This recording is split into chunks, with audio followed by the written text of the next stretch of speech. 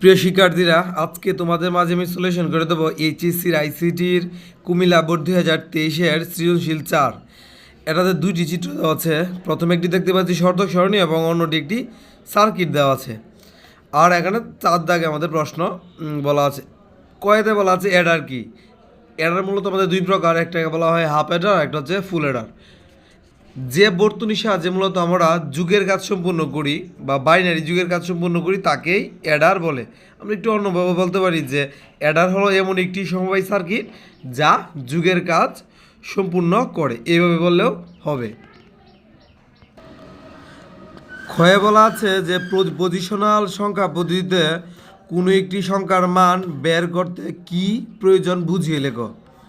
Positional সংখ্যা পদ্ধতি হলো কোনো সংখ্যার মান অবস্থানের উপর ভিত্তি করে নির্মিত মান, মানে যার মূলত স্থানীয় মান রয়েছে তাকে আমরা পজিশনাল সংখ্যা বলতে পারি।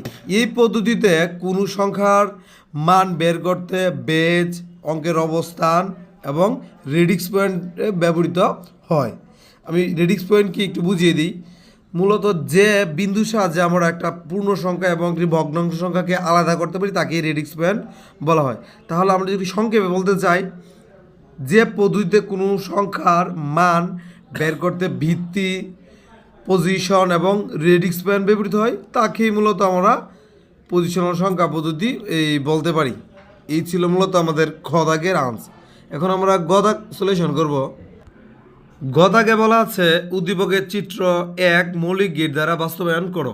চিত্র 1 স্পষ্ট আমরা বুঝতে পারছি একটি শর্তক সারণী দেওয়া আছে এবং এই শর্তক সারণীর যে আউটপুটটি মানে এক্স, এই এক্সকে আমাদের নির্ণয় করতে হবে এবং তারপরে তাকে মৌলিক গেট দ্বারা বাস্তবায়ন করতে হবে। এখন এখানে দেখতে পাচ্ছি আমরা মাঝখানের দুইটি আমাদের আউটপুট হচ্ছে 0 এবং এই প্রথম এবং শেষ এই দুইটি আউটপুট হচ্ছে 1। এই আউটপুটের সহযোগিতা আমি একটি সমীকরণ এখন ক্রিয়েট করব।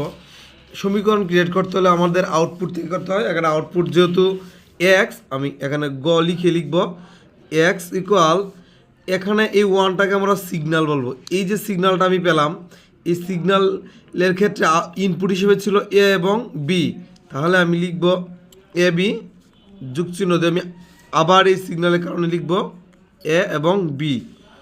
এই সিগন্যালে সোজাসুজি গেলে আমরা দুইটি 0 পাই, যার জন্য আমরা এর উপরেও বার ব্যবহার করবো, বি এর উপরেও বার ব্যবহার করব। এই লাস্টের সিগন্যালে সোজাসুজি গেলে আমরা দুইটি 1 পাচ্ছি, যার জন্য আমাদের বার দিতে হবে না। এটা নিয়ম হচ্ছে এরকম, যদি 0 থাকে তাহলে আমরা বার ব্যবহার করব, আর যদি 1 থাকে তাহলে আমরা বার ব্যবহার করব না। এই হলো মূলত আমার থিওরিটা। আচ্ছা, এই যে প্রাপ্ত এই সমীকরণটা, এটাকে আমাদের বলা হয়েছে মৌলিক গেট দ্বারা বাস্তবায়ন করতে। আর আমরা জানি মৌলিক গেট হচ্ছে 3টি, এমনভাবে অঙ্কন করবো যেন আমরা 3টি মৌলিক গেটই পাই, মানে অর গেটও থাকবে, এন গেটও থাকবে এবং নট গেটও থাকবে। এটা এমনভাবে অঙ্কন করতে হবে। তাহলে চলো আমরা এটা অঙ্কন করি। প্রথমে যদি এবার আমি এ থেকে ইনপুট নিয়ে বার নিলাম, তারপরে বি বার নিলাম, বি থেকে ইনপুট নিয়ে বি বার, তাদের সম্পর্ক কিন্তু গুণের, যার জন্য আমার একটা এন গেট অঙ্কন করতে হবে। তাহলে আমার আউটপুট হিসেবে এখানে পাবো এবার বি বার। এখন কাজ হচ্ছে শুধু এ এবং বি এর নিলাম এ বি, তাদের সম্পর্ক গুণেরই, তাহলে এখানে হবে এ বি। এই দুইটা জলের কাজ যুগ আকারে রয়েছে, যার জন্য আমাদের একটা এখানে ওয়ার গেট অঙ্কন করতে হবে।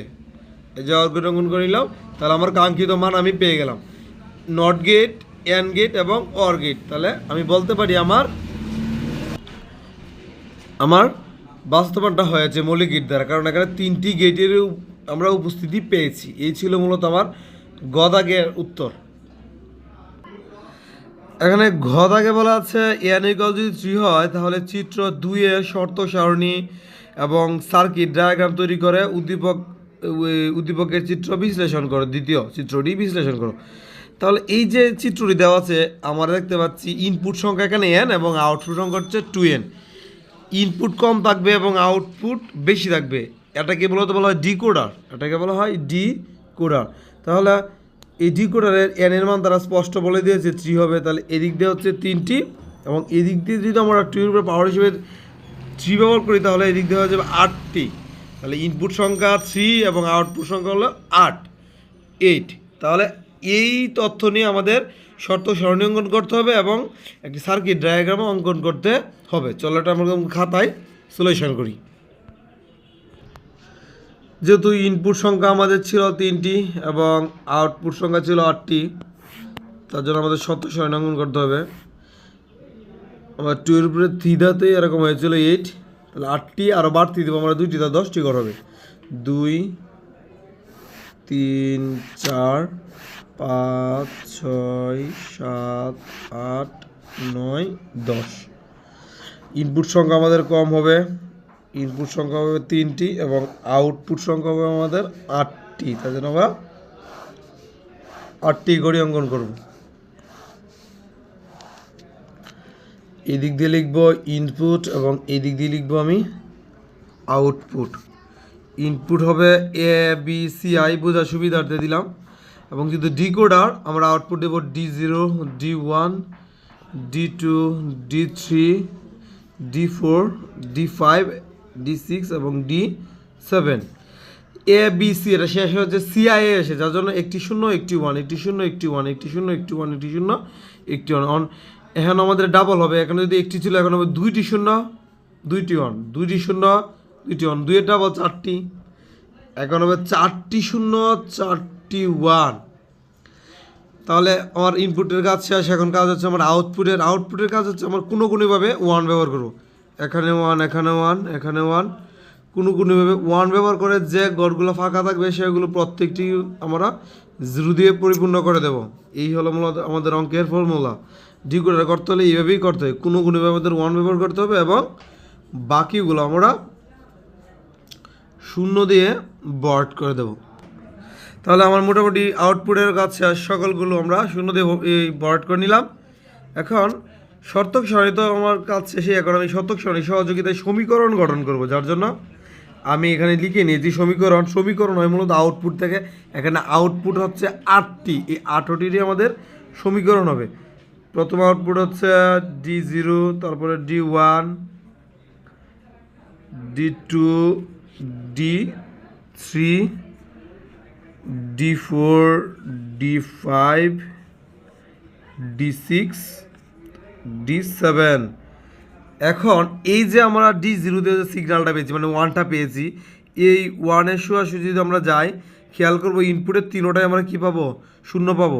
আমি আগেই বলি যদি 0 থাকে তার জন্য আমরা বার ব্যবহার করব, আর যদি 1 হয় তার জন্য আমাদের কিছু ব্যবহার করতে হবে না।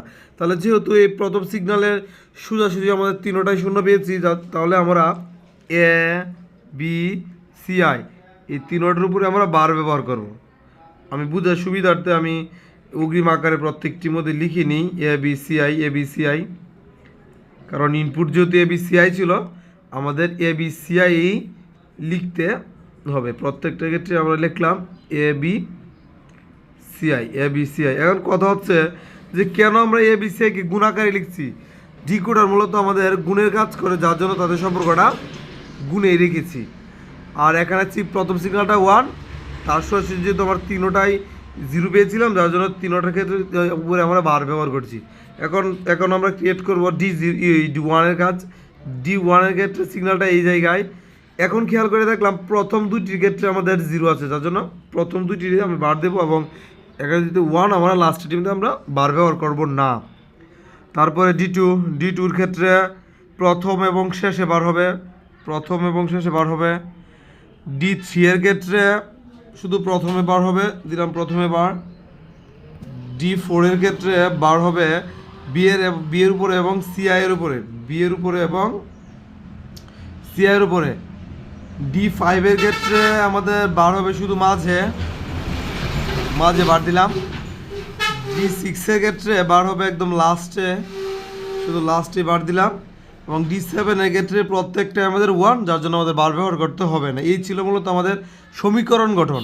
এখন তাদের প্রশ্নে বলাও ছিল যে লজিক ডায়াগ্রাম অঙ্কন করতে, মানে লজিক সার্কিট অঙ্কন করে দিই। তাহলে এই সমীকরণের সহযোগিতায় আমি লজিক ডায়াগ্রামটি অঙ্কন করে দিব। তাহলে লজিক ডায়াগ্রাম অঙ্কন করতে হলে আমাদের এটা সহযোগিতা দিতে হবে। এই সমীকরণ সহযোগিতায় অঙ্কন করব। এখানে ইনপুট ছিল আমাদের এ বি এবং সিআই, তাদের কাজটা করে নিলাম। প্রথম যে আমার D0 কাজটা করব এটা ছিল এ বার, যার জন্য আমি লিখলাম এ বার, তারপরে হচ্ছে বি বার, তারপরে হচ্ছে সি বার।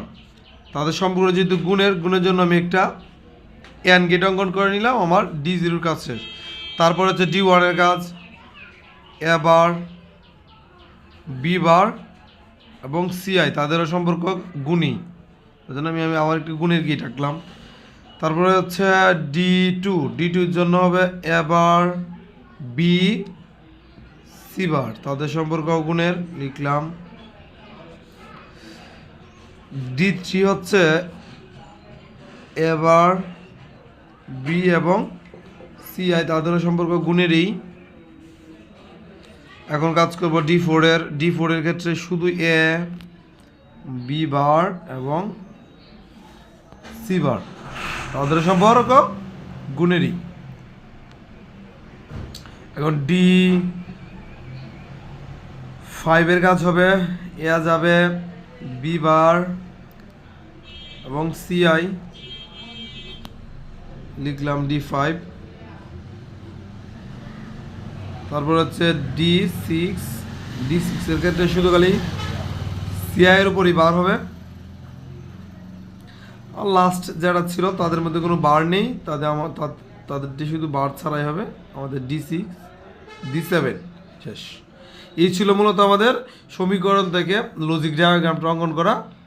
আর আমরা প্রথমেই শত সারণী কাজ করলাম, তারপরে সমীকরণ এবং লাস্টে কাজ করেছি আমরা গেইটের মানে লজিক ডায়াগ্রামের। এই তিনটি সমন্বয় মূলত আমাদের ঘ দাগের সলিউশন।